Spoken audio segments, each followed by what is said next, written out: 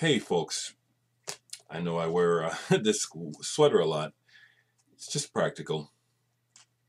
So I've gotten some requests, and well, the way that requests work for me, especially, and this is to you, Cosmic Writer, because you're my friend.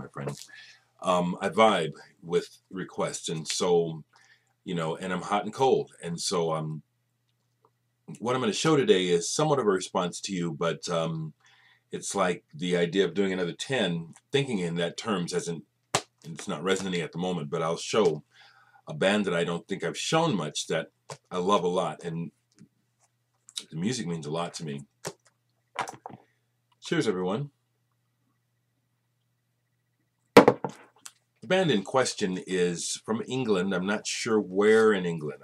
I may have forgotten. They may be a Manchester or a Liverpool or Leeds band. You folks will let me know. The band in question is Sad Lovers and Giants. Now, this band goes back to the 80s.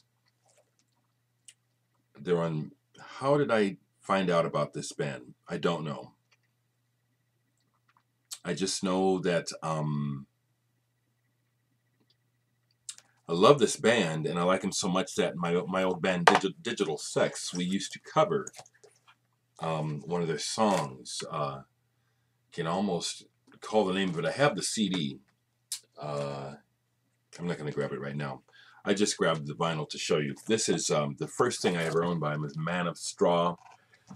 Kind of trying to find the date. What does this sound like? It's that UK post-punk Joy Division moving into kind of a more atmospheric sound. This music reminds me a little bit of And Also the Trees. Musically a little bit of maybe the Chameleons, but vocally not.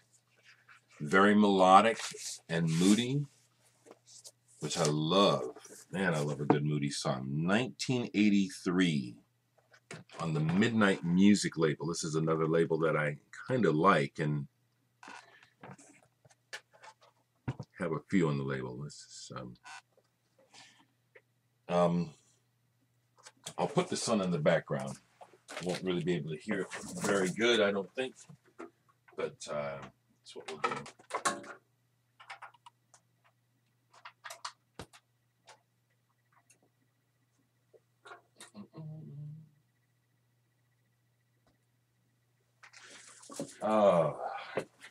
So that's, I just decided to myself to at least partially respond to you. I think it's Henry, right? That I would look for a record that I really like that I haven't talked about. The next thing that I'm thinking I'd like to do is to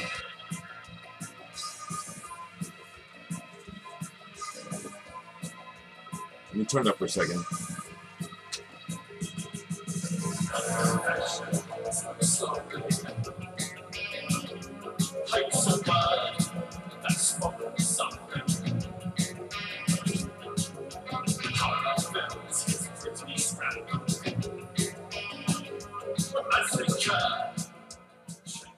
The vocals on this cut remind me a little bit of David Gedge of Wedding Present, but the band doesn't. I like Wedding Present too. But that's the next thing that I'm thinking I am kind of getting a thought to do is to pull some records or CDs that are not critically acclaimed or maybe not necessarily known or might be kind of uncool, but they're records that I actually listen to a lot, and there are records like that. This one, like I said, I was just kind of looking, and this has just popped out, so this I did first. Got a busy morning. I had thank you. I woke up this morning to more orders, people. Thank you. Obviously I have to talk about the records or you won't know. Thank you very much. So I have this by Sad Lovers and Giants, Man of Straw. I have another 12-inch single, Cowboys. Interestingly, there's a version of that song on this single too, but different. consistently good. And some of the songs are really slow and beautiful. This is a more the aggressive side. Here's an excellent, excellent song by them, White Russians. White Russians.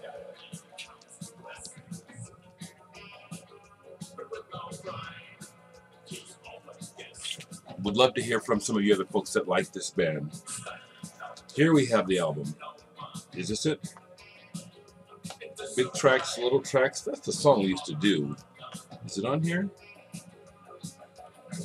No, but here I have In the Breeze. I have this on vinyl by them. Same label, Midnight Music. I think some of the members of this band went on to either other things or had a history before this. I say that because the name Tristan Garrel Funk, the guitarist, rings a bell. Nigel Pollard, the drummer. But I didn't look anything up. I just basically got up, made coffee, filled some of these orders. I'm about to go to the post office. But I wanted to make a quick video, say hello. I need to call to your attention again. I do need to. It's called to keep it on your plate, which is I got records for sale in Dreama and Dereck 2. The In Dreama single, I sold 1, 2, 3, 4 last night, so I have 2 of them left. That's a good feeling, folks, actually. Friends like Glowing Cabbage and other friends, I'd let you know that I will watch your videos eventually, but I hope you understand that I really am busy, actually. And I may not get to your videos today, but I love and support you all, and I just want the BC to stay strong and streaming, folks. I would say this, don't let your involvement be concerned with how many views you're getting. I'll send it to you, Crate Junkies, if you watch this, because I saw your frustration on Facebook. You posted a couple of frustrating posts that no one's watching your videos.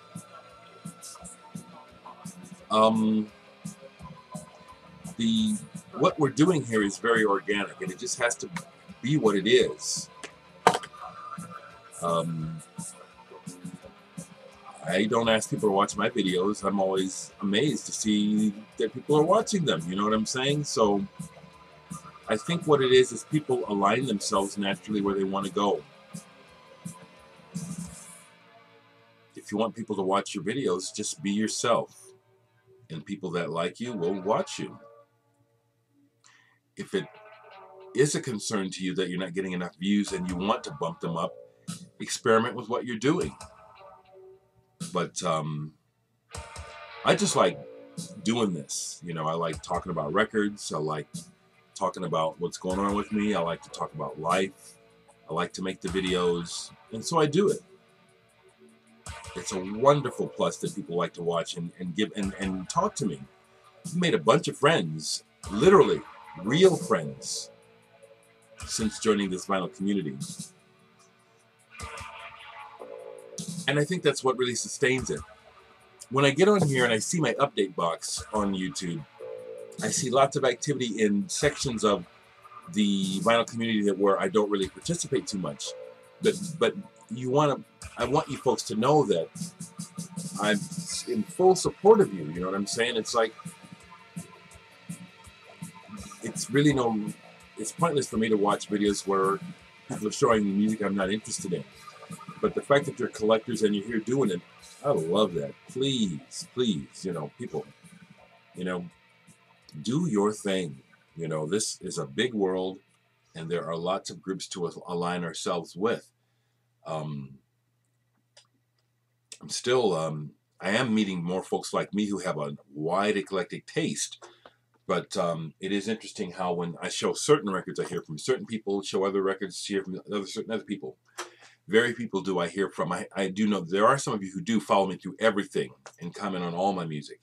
And, you know, those are the people I like to meet more people like that, you know, you're explorers, you're adventurers, and you just want to hear what's going on, and you're attracted to the unusual, or you're attracted more to the less common, and it's not a put down. It's common music. Pop music is pop music because it's popular, and so it's common. You hear it everywhere. You know, the unfortunate thing about that is, as I keep saying, you know, because I want to, is that a lot of that common music is just worn out. It's not that it's not good, it's worn out. So folks that are adventurous, listen to that stuff, but other stuff. Those are the folks that catch my interest.